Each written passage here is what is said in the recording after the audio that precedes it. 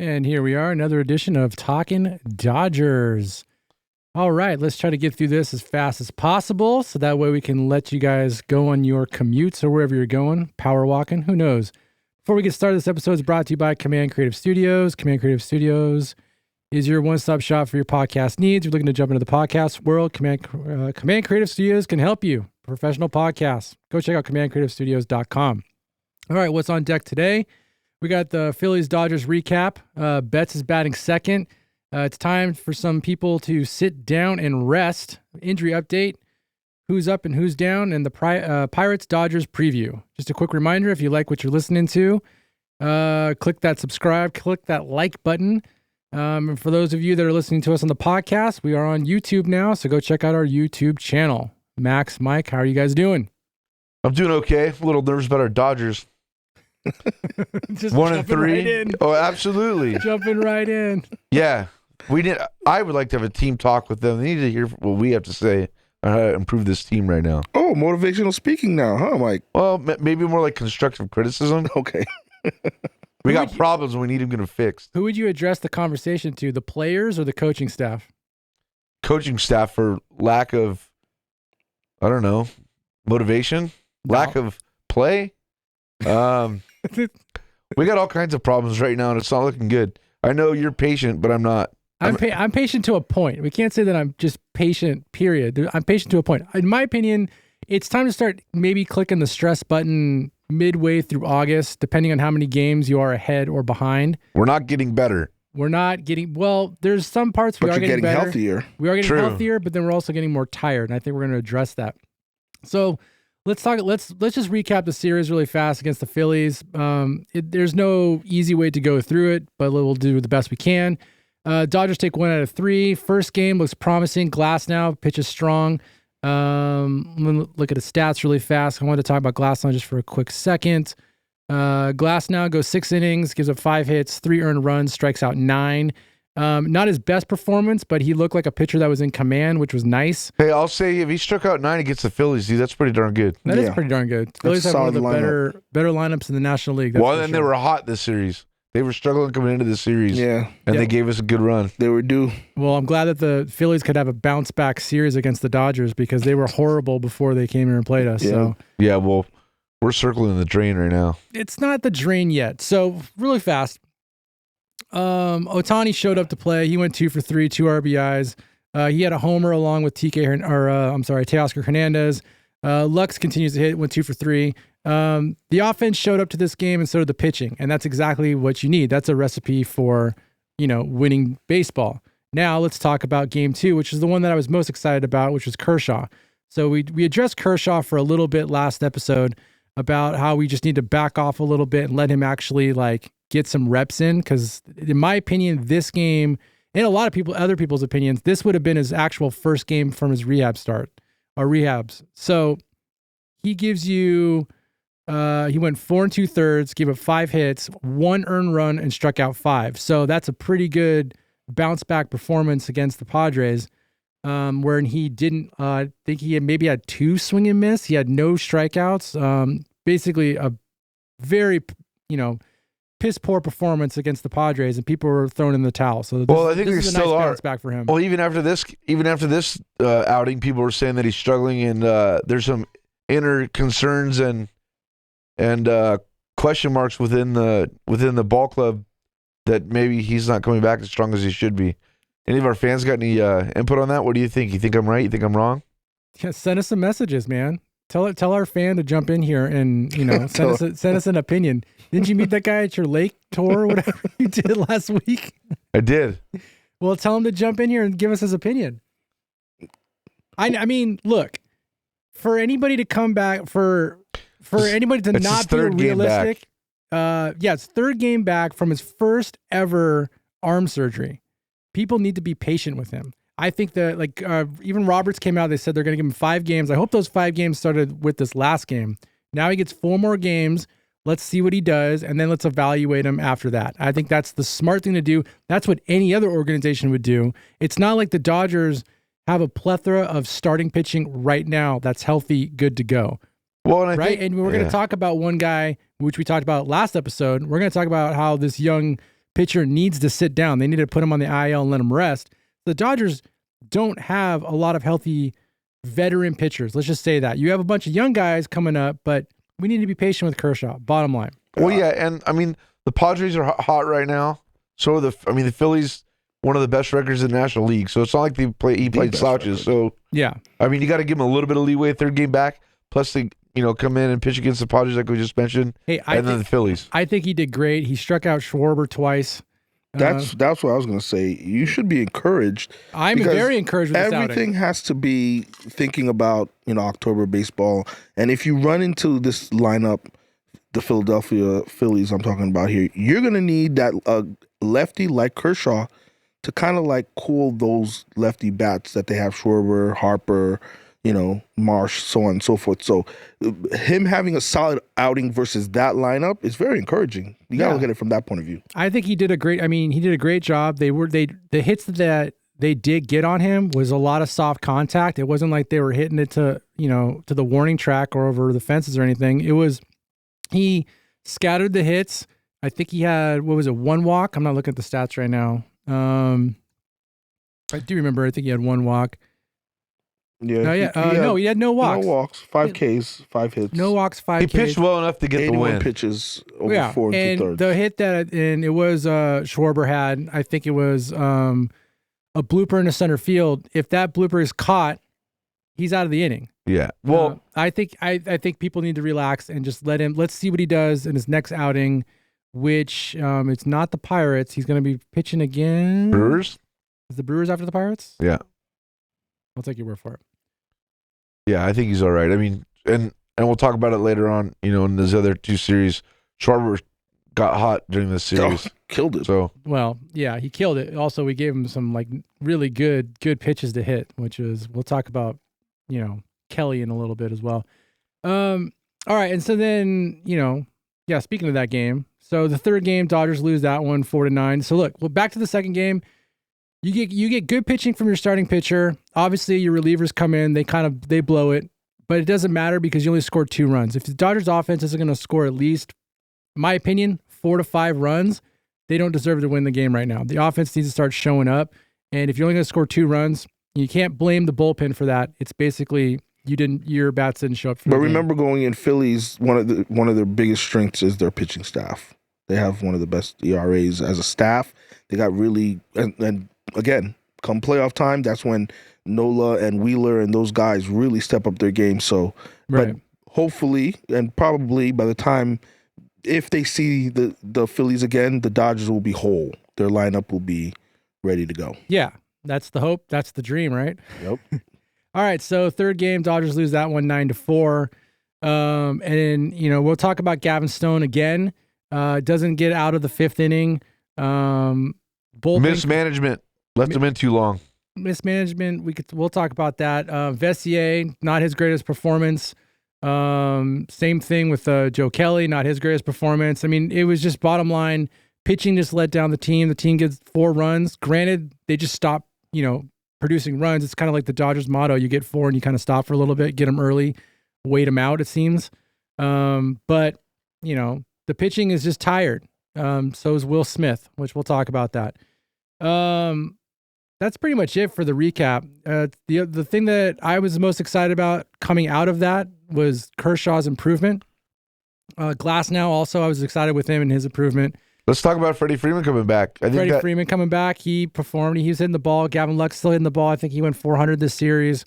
I mean, look, they're hitting the ball. Like the people that are supposed to be producing, they're starting to produce. It's now let's get the other guys back and healthy and get them in the lineup, and then let's move from there. I see a big difference just with Freeman coming back and the teams getting base runners on, and that's a big difference, I think. We just need to clean up the pitching. You mentioned it, or we're going to talk about it a little bit later. Yeah. Some guys have been overpitched. They're just worn out. Yeah, worn out. I will also say, and we talked about Paez not playing center field anymore, misplayed a ball in the first game for Glasnow. I believe 2 runs don't score if Andy Paez makes a good route to a fly ball in center field. It makes a catch. And granted, he got a double in that game. I think he had an RBI or 2. Kind of got it back with the bats, but you still shouldn't need that. He plays way better right field than he does center field. We saw that when he had that gun throw out at third base. when he That was a playing right field. hose. That was. I haven't seen that arm all year. I don't know where it came from, but that was probably one of the best throws in the outfield all year. I don't think he can play center field. He doesn't read the ball well enough to be a center fielder. And so that's where the Dodgers lack right now, is a center fielder. And, hopefully with the trade that they did with the Cardinals, that'll solve that situation. In my opinion, that's what's going to happen, but we'll see. They got to clean up how they play games. Yeah, they got to play smarter. Sloppy baseball right now. All right, that's our take on, that's the Phillies Dodgers recap. You guys worried about the Phillies come playoff time? It's more like, No. look, this is what I tell my little league teams all the time. And it's really like, you got to worry about yourselves before you can worry about the other team. If you're not performing at your top level, it doesn't really matter what the other team is doing. And right now, the Dodgers are not performing the way the Dodgers should perform. So if you're not gonna pitch the way you should be pitching, and you're not gonna hit the way you should be hitting, and you're not gonna play defense the way you should be playing defense, it doesn't matter what other team you're facing, because you're basically beating yourselves. And that's kind of what the Dodgers are doing right now. They're beating themselves, and they got to manage themselves and be a little bit smarter on what they do with certain players, and put them in better situations to make, to be better players. Really, like there's certain players that are still coming back. Look, let's jump into the 10-minute player spotlight really quick. Max, who's that brought to us by? The player spotlight is brought to you by Roger Brain Media, the up-and-coming podcast company delivering top-quality content across all podcast platforms. From sports entertainment to in-depth movie and TV reviews, Roger Brain Media is your go-to for fun and exciting content. Don't miss out. Visit their Patreon page at patreon.com/RogerBrainMedia to support this dynamic news company and be part of something special. Subscribe now and get ready to have your brain truly entertained. I hope they did something on Umbrella Academy. I was watching that last night. Oh, that's awesome. Hey, have you seen that? Hey. Oh, man. I'm a fan. I'm rewatching the third season right now. I'm a fan of Umbrella Academy. Dude, it's probably one of my favorite Netflix I watched shows. the first 3 episodes last night. It was phenomenal. You've watched it already, though, right? Oh, yeah, I've seen it. Oh, yeah. Have you, Max? Oh, I told you last night I watched the first 3 episodes of season 4. Have you watched the whole season already? No, but that's what tonight's for. Oh, dude, it is so good. I got 4 more episodes So good. of my rewatch of season Wait, I heard 3. they're going to launch another season, right? No, this is the last season. one. Oh, sorry, So I good. derailed the thing. But Roger Brain Media. Anyways, if you like, No, this is that's the a kind of great stuff topic they because do our Dodgers need to podcasts. get their stuff together. anyways, if you like what you're listening to, please click the like and subscribe button. Don't forget, if all our podcast listeners, we are on YouTube now. If you want to see our pretty faces, go check us out on our YouTube channel. Who wouldn't want to see this pretty mug? So back really quick to mismanagement. Let's talk about the mismanagement for a second. Granted, I think that's not part of our topics, but since you touched on it, I just want to talk about it real quick. I feel like we keep putting certain players in situations that they're not built to, I guess, achieve at. And when I say that, I'm going to talk about Gavin Stone for a second, because he's one of the players that I think needs to sit and rest. We talked about him last episode. Clearly, the Dodgers know he's been struggling getting out of the 5th inning. For a month now. So they haven't sat him down yet, but yet they keep throwing him in the 5th inning and just watching him struggle. And that's not a recipe for success. That's basically a recipe to kind of mess up his, how do I say this? Mess up his confidence. And well, that's classic Robert. So he does it with everybody. I don't think he does. I mean, it's just Gavin Stone needs to sit. If you're not going to sit, limit his innings, and so that way it's almost like you're just kind of resting him. Don't max him out right now. Let him rest. Same thing with Vessier. Vessier, he's been kind of struggling. Stop putting him in situations that he's going to struggle in. Don't put in Joe Kelly in certain situations, because I feel like he's still trying to get worked in back from his IL. Like, he's not fully healthy yet. There's something there that they're just not tinkering with properly. And so I feel like just stop putting him in certain situations. When we let's bounce back a little bit. A couple episodes ago when we talked about, I want to say it was River Ryan, but maybe it was one of the other rookies, where there was this leash on him, where it was kind of like he got into the 5th inning. There was a 5-run lead. Maybe it wasn't River Ryan. It was Knack? No, it was Lebowski. Yeah. So no, okay, it was both of them. Yeah, so I think they both River Ryan and Lebowski. They were sensitive with pitch count and innings. They pulled them at the right time. Yeah, but they pulled him in the wrong time, in my opinion, because you had a 5-run lead with one of them, and then you have the 3-run lead with the other one. Let them sit in there and work it out. Like, that's the proper time to leave a player in. But like when a player is clearly struggling and then you leave them in and you know you have pitchers in the bullpen that can come in at certain times, I feel like it's hard to articulate what I'm trying to say here, but it just what you're trying to say is Roberts should stop looking at analytics and manage by feel. It's not going to happen. Not going to happen, but yes. In a way, I guess that is what I'm saying, but... That's what you're saying. And I understand that they're I want to hear from our listeners. You guys think analytical baseball's good? Moneyball, that stuff? That's a great question right there. I think it is for sometimes. But I also understand that they're people. That they're trying to manage the health for some of these players, but you're also trying to You know what manage they're managing? Squandering a good lead in the division. All right. That got derailed. It got. I mean, I'm not gonna lie. The Umbrella Academy derailed me a little bit. Now he's thinking. Hey, it's a bright spot. It is a bright spot. It's an awesome show. Anyways, great all show. right. So really fast. It's time to sit. It's time to put Gavin Stone on the IL. It's time to put Alex Vesey on the IL. Let these guys rest for a couple weeks because we're gonna need them in September. Who's gonna pitch in their place?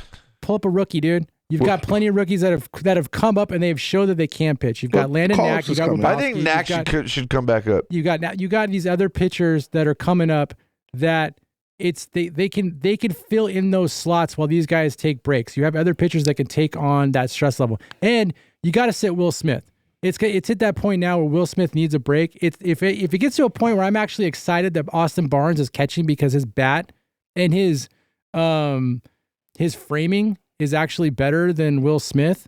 Like, I can't believe you're saying that. I can't believe I'm saying it either. You love Smith. I love Will Smith, but Will Smith needs to take a vacation. Go send him to Hawaii for a couple of weeks and relax, and have him come back rejuvenated.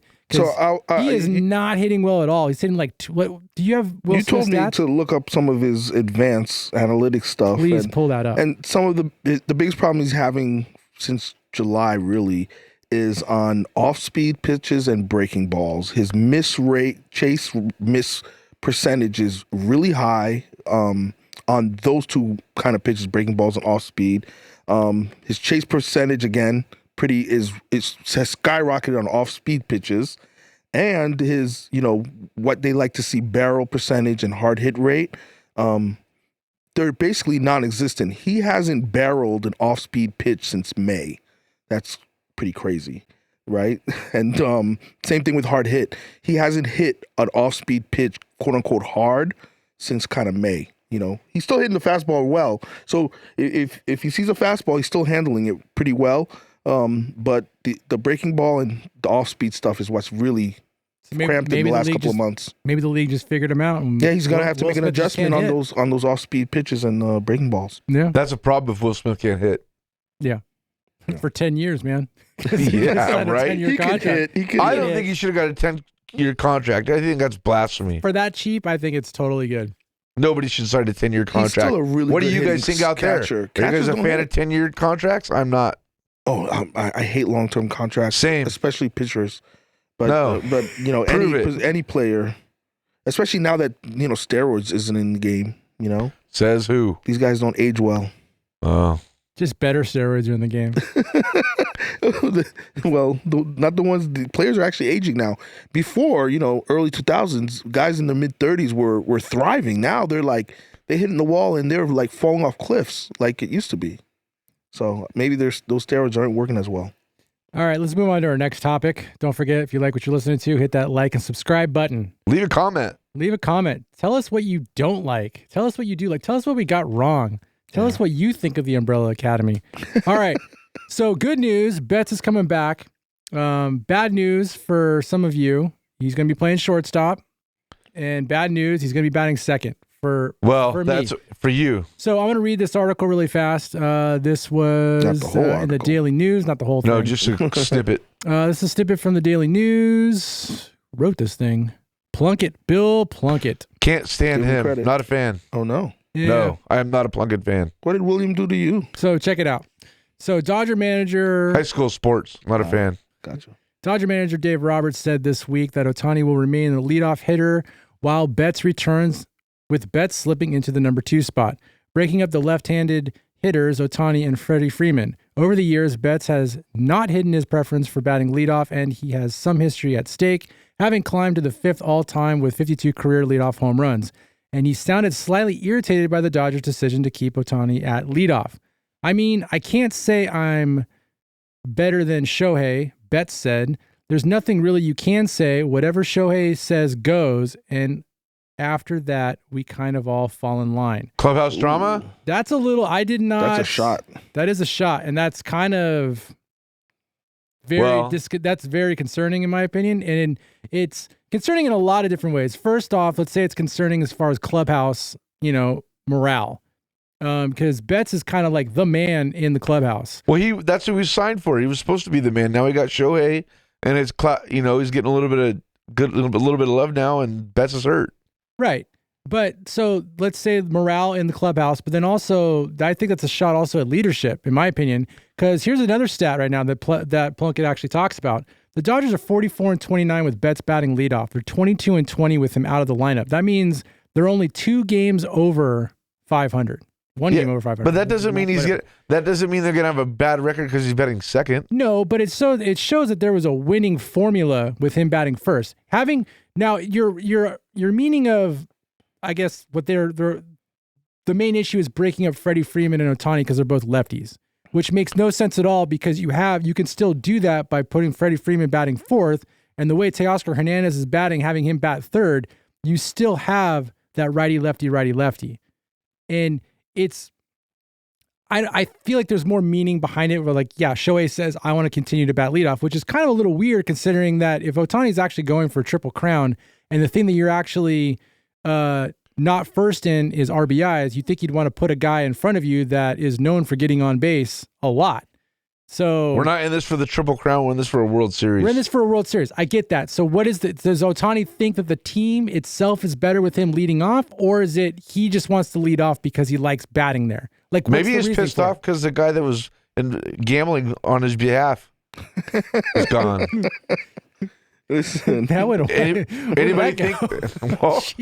Well, you're talking about his personality and his ego, and maybe possibly. Look, if we're bringing back old conversation about him betting, he knew what was happening. Bottom line. All I'm saying is, no way you didn't. There's no way you surrounded yourself with a team that didn't realize that much money was missing. Yeah, he knew. There's no way. If you did have a team that didn't realize that much money was missing, you need to fire everybody and start from scratch. Well, all I'm alluding to with that little snippet there about the gambling deal is if Betts is firing shots about whatever Ohtani gets or wants, he gets.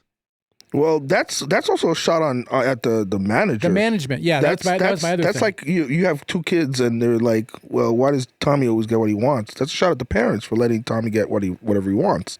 And word about Ohtani and the Angels where he is his own, enterprise there, right? He comes and goes, does what he wants. He trains the way he wants. He is his own show. If he wants to bat leadoff, he's going to bat leadoff. You know what I mean? So put the team first, Shohei. Let's go. Well, there is things about questioning. He was over in Anaheim with this generation's best player, and they never made the playoffs. Well, that's an Angels problem, not a Shohei problem. Well, I mean, it does show some leadership and team. If you're a me guy about you only, that does negatively affect the clubhouse. I mean, he's not. That statement right there that Betts here. just said, something got fired behind the scenes before Betts would come out and say something like that. Exactly. Fair enough, but I mean, Betts could be sour that he's not back yet. I mean, he's not playing baseball. I don't know. I don't think he's sour about that. Because in the article, he also says that it was nice for him to hang out with his kids. It's the first time he's been able to in 15 years take some time off at this point in baseball to hang out with his family. So I don't think he's butthurt about that. I think he's butthurt that. So you think it's okay? So is it GM? And he should be butthurt because GM. Okay, so what do you guys think? Is it GM decision or is it Roberts? No, it's an Ohtani decision. That's what I'm telling you. It's Ohtani who decides this. Fair enough, but you also mentioned it's a lack of leadership by putting him in his place. I think who needs to stand up to it? Does Roberts need to say, Shohei, you're batting third, or wherever they want to put him, or putting Betts at leadoff? Robertson doesn't. Managers don't have that power anymore. Here's another thing. They don't get paid that much. They're going off of a binder. It's not Tommy Lasorda and Billy Martin anymore. The managers, some people question what is the even role of a manager anymore. It's not the same as it used to be. So Ohtani is calling the shots there. You know what I mean? Like Roberts wouldn't be able to be like, Ohtani, you're batting third now. Like, Ohtani will go straight to the freaking ownership. I guess so, but not a fan. Let him manage the team. I think in this situation, either one of them is being a baby or both of them being a baby. The other first, right? Well, I mean, it all boils down to who brings in the most money for the franchise. Now that's a great point. And if the guy that you're putting $700 million into is bringing you, that's the mic drop right there. And he comes to you and says, "Look," through his interpreter, obviously. Yeah. I want to play first. I want to bat first. I kind of like it. I like it here, so I want to bat first. He can do whatever he wants when he wins us a World Series. Hate to break it to you, he's already doing whatever he wants, my man. Well, yeah, it sucks. All right. Well, I'm not a fan of it. There's no INT. I already said last episode what I think the lineup should be, and that lineup has Mookie Betts batting first. Granted, down the road, obviously, if Betts, as long as Ohtani's getting on base and Betts is hitting him in, that's fine. Yeah, I just don't understand why Ohtani would even want it, because it's not like I don't understand he was missing protection in the lineup. He never said he wanted to bat. Plenty of protection. He never said he wanted to bat leadoff, did he? Well, that's what they're doing. That's what they're doing. What yeah, I mean, you're just assuming that he wants to bat leadoff. Well, Betts' comments kind of imply that he says whatever Shohei wants, he gets. He basically says that. That's yeah. He's basically implying Shohei. I want to hear from his interpreter. Maybe we should ask him. Well, that guy's in jail. Yeah, that's the other guy. I wonder who he put on future bets for the NFL. Season's right around the corner. All right. So also, it's announced that Betts is going to come back. He's going to play shortstop. You guys like that? I like it. I like it put him right in short. now. That's fine. I like that infield. We got Muncy coming back too. The issue really is the defense. I meant to have you pull that up, Max. I don't think it's the defense; it's the pitching. No, but the issue why some people, and we talked about Betts, coming back after having two months off, coming back to a position that he's not really familiar with, that he's been learning this season. I think he's athletically gifted. I think he can play shortstop. I think he could do shortstop as well. I don't think it's hard for him. When you have other options, I think the plan. So that means if I'm correct, and you still have Lux at second base and Mookie's playing shortstop, I think that what's his name from the Cardinals is going to be your center fielder. What's his name? Edmund or Edmonds or something like that. He'll be I think that's the center fielder. Did we ever get I don't think we actually found out what happened during the scrimmage game at Dodger Stadium today. So I know that all these guys were supposed to play in it. Muncy was supposed to play in it. Muncy, Betts, Cardinals. Entenmann's, I want to say Edmund. Entenmann's yeah, at the corner of the grocery store. Yeah, maybe he's a sweet end cap. Yeah, sweet. Entenmann's. Here, let me look at my old notes really fast. What's that guy's name? Edmund or something. It's not Edmunds, but it's Edmund. Edmund. It's Edmund. Tony. Close. Sorry, I wasn't paying attention. Tommy Edmonds. Tommy Edmonds. Little Tommy. Shortstop, center fielder, and stuff. We're in second baseman. So he ain't gonna play second base. Looks like he's not playing shortstop. So what did you put him in center? Who goes to right? Right field. I mean, right now it's Paez. I think it should. I mean, we went through this last episode. I mean, I'm still trying to figure out why they're not playing Rosario more. Rosario would go to right field, and then you have Teoscar in left. I think Teoscar's a better right fielder than a left fielder. Maybe put Rosario in left field and you put Teoscar in right field. Either way. Are we at player spotlight yet? Yeah, we've been there, man. You can come along with us. All right, so really fast, let's do an injury update also, since we're talking about injury updates. Walker Buehler, he pitched AAA today, I think. Strikes out 5 over 5 innings and 1/3. Good. Looks like he was kind of dominant in that game. It's going to give the Dodgers another decision to make, because I believe after this, I think this is supposed to be his last rehab start, so after that, I think they're calling him up. Okay, way early. I'll put it out there. Who do you guys? Who's your 3 starters going into a series? Who's your first 3? I mean, right now, the way everyone's pitching, I mean, it's going to obviously be Glass now. I say Glass now, Flaherty, Kershaw. I mean, right now, yeah. So Bueller, is there anything Bueller could do to take one of those spots? Pitch Flaherty five. Play. How about this? Play. Healthy. Get past 5 innings. Because right now, Gavin Stone hasn't done it and Kershaw hasn't done it. Just get past 5 innings. Well, that would be a nice arm in the bullpen to come in. Also, I think it's going to be so Glass now, Flaherty, Kershaw, then it's going to go with River Ryan, I think, and then Stone. I wouldn't be shocked though if Walker Buehler does come back when he's supposed to come back. If he comes back, then that's when Gavin Stone goes down, takes a break. Well, and there is a possibility of Yamamoto coming back. Maybe. No, there is a possibility of that. I don't know too much about it. I read about it today. Supposedly might be back by playoffs. Well, that's been the rumor that he's supposed to be back by the end of August. But I think he threw today too. Super. I got nothing on that. Put it in the notes next time, Mike. God. I wing it, can't you tell? All right. I don't do analytics and stats. I think that does it for our player spotlight. Oh, real fast, Brusar Gratterall. That sucks. Threw 8 pitches. Got off the IL, threw like 8 pitches, pulled a hamstring. Now he's back in the IL. Well, everybody was worried it was a tear, so... Yeah, so it's a grade 1. So that means that he does have the possibility of coming back again relatively soon. So how we long can use his arm. Well, how long does it take for that to heal? A strain? I think it's 15 to a month. 30-day DL? I'm not too sure.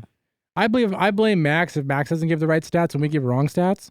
So if I give a wrong stat and Max doesn't catch it, then it's on Max. I'm looking up other things here, but go ahead. What was the stat you invented? So it's a grade 1 strain. Yeah. Hamstring. How long are you out for that? Ooh, hamstring? Yeah. Ooh, that's a long time, buddy. It's not like he has to No, run. it's not a grade 3. Apparently, I didn't know there was different grades. He doesn't follow football. Listen, that's why. Yeah, football has grade 1, 2, 3. But you can only be a Raider fan for so long without throwing in the towel, man. Listen, hammies are really tough, whether it's grade 1, 2, or 3, because especially for a pitcher, you could tweak it at any moment. Like that's a tough injury, man. So you're not giving me a timeline? You're not correcting what I said? Well, I didn't even know what you said. What'd you say? That's all right. We don't know. I'm going to look right now. No, what is grade 1? He wants to know how long a grade 1 sprain. Grade 1 right hamstring. A sprain. On his 8th pitch, potentially ending the season after just 4 to 6 appearance. weeks Initially, the Dodgers minimum. suspected. Okay, 4 to 6 weeks. We got it. Minimum, bro. So a month to a month and a half. So he can come back mid-September. Yeah, but then early to mid-September. Yeah, but then he has to ramp up because during that rehab process, he's not going to be able to, be in shape and do all that kind of stuff. Hey, that's a tough loss. Gratterall has always been an enigma to me anyways because the guy doesn't even use his body. It's all arm and he throws 100 miles an hour. I don't think and people still hit him. I don't think he's elite anyways. Hey, if it's straight, they'll find a way to hit it. Hey, do I have this right? Walker Buehler struck out 5 over 5 1/3? You done listening to me, dude? No. I just said Welcome that. to the show. No, we're talking about Gratterall. You messing with me? I think it's time to preview the young up-and-coming Pittsburgh Pirates. If you're still listening, you must like what you're listening to. Subscribe. Subscribe and click the like button. Subscribe. We're on every podcast platform out there, and now we're on YouTube. I mean, we've been on YouTube for a little while, but if you want to see our ugly mugs, now you know. Now you know. Tell your friend. Tell your neighbor. There you go. Tell your mistress. Okay, let's get to the Pirates. You guys all right, are so way off track. Dodgers need Speaking a bounce of back bitches, series. did you guys watch the documentary on Ashley Madison? That was gnarly. On who? The Ashley Madison website. It was pretty good. Oh, Netflix? Yeah, Netflix, I think, or Hulu. I watch Umbrella Academy. I did too. I like documentaries. So do I. Did you watch the Nolan Ryan documentary? I did not. That Dude, one on HBO. Watch that one. Hey, here's a good hot take. I live in Nolan Ryan's sister's house. I bought it from Nolan Ryan's sister.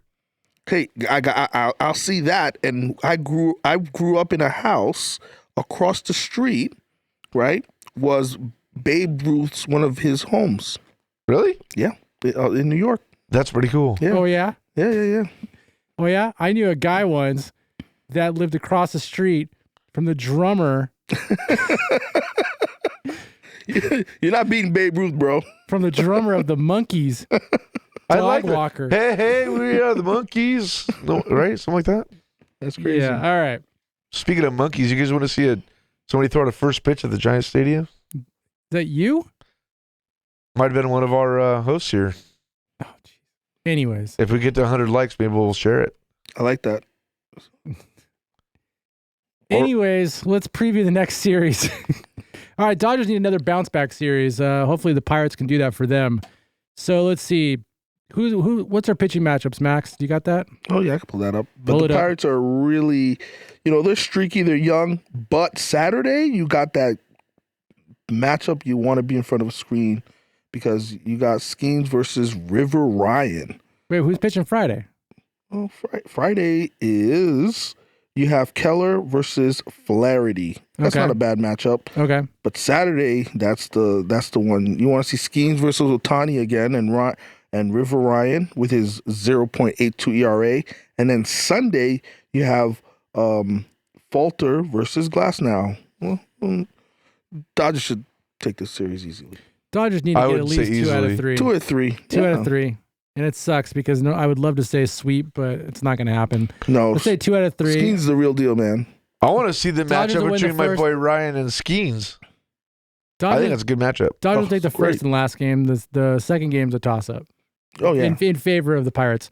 Looks like that the guy Pirates is are ranked ridiculous. 24th in batting average. They're just they're They're a pretty whole low. hum They're in team. the low 20s to high 20s in pretty much everything. ERA is 10th. Yeah, they're not. Everything else is pretty much bottom of the barrel. 1 week they're pushing for a wild card. The next week they're right back in the doldrums. They're young. They got some nice players on there. O'Neal is pretty cool. Hayes solid. Reynolds solid. But it's that they have some really nice young pitching. We need to win.